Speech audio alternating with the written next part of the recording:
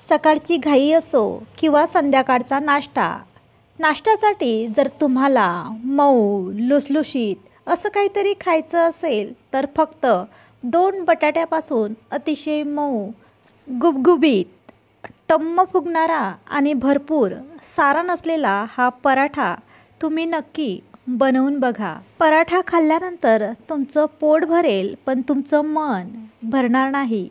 चला तर मग व्हिडिओला सुरुवात करूया। सर्वात आधी पराठे बनवण्यासाठी आपण कुकरमध्ये 1 ग्लास इतकं पाणी टाकून घेऊया।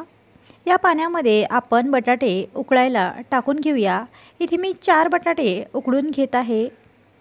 याऐवजी तुम्हाला आवश्यकता असेल तेवढे बटाटे तुम्ही एका कुकरमध्ये उकळू शकता। फार जास्त पाणी कुकरमध्ये टाकायचे नाही, यामुळे बटाट्याचं सारण फार जास्त ओलसर होतं।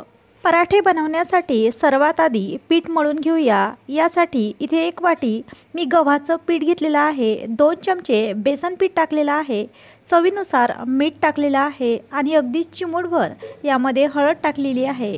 हे छान असं मिक्स करून घ्यायचं आहे। आता यामध्ये आपण थोडं पाणी टाकून हे पीठ मळून घेऊया। पुरणाची पोळी बनवण्यासाठी ज्या पद्धतीने आपण पीठ मळून घेतो अगदी तसंच पीठ इथे सुद्धा आपल्याला पराठा बनवण्यासाठी मळून घ्यायचं आहे।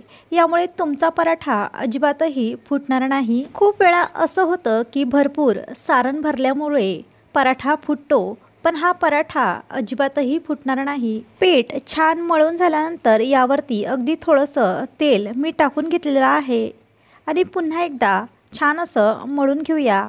यामुळे हा पिठाचा गोळा अतिशय मऊ असा तयार होतो। हा गोळा मुरण्यासाठी आपण झाकून ठेवूया। पीठ मुरत आहे तोपर्यंत बटाटे सुद्धा छान असे उकळून तयार झालेले आहे।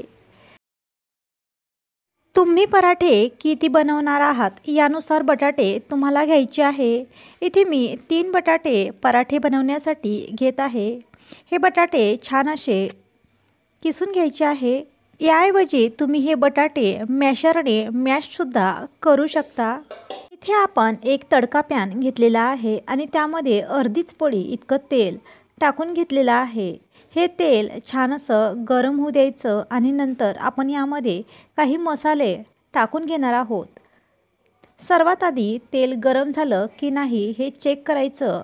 तेल छान गरम झालं आहे आणि या तेलामध्ये आपण मोहरी टाकून घेतलेली आहे। आता यामध्येच अर्धा चमचा जिरे आपण टाकून घेऊया। जिरे पण छान असे फुललेले आहे।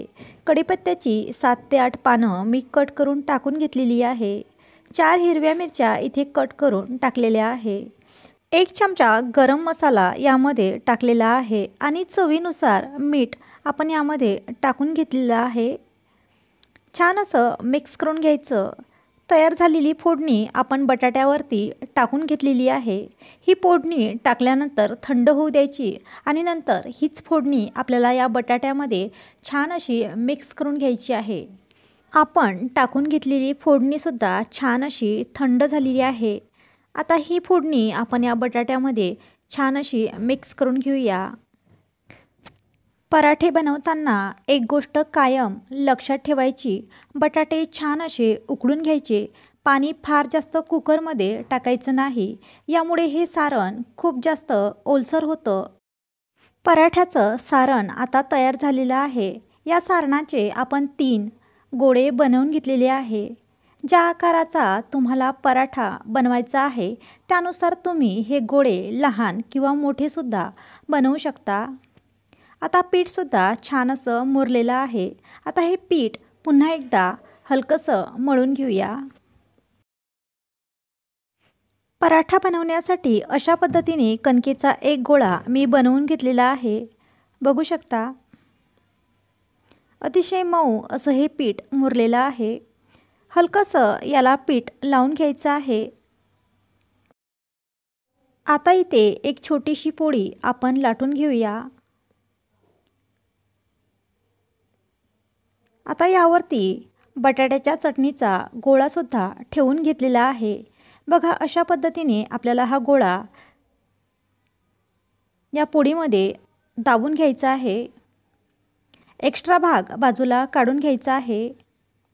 आता परत एकदा याला पीठ लावून घ्यायचं आहे। हाताच्या मदतीने छान अशी चाकोली करून घ्यायची आहे। यामुळे स्टफिंग या गोळ्यामध्ये सर्व बाजूंनी एकसारखं पसरवले जाते।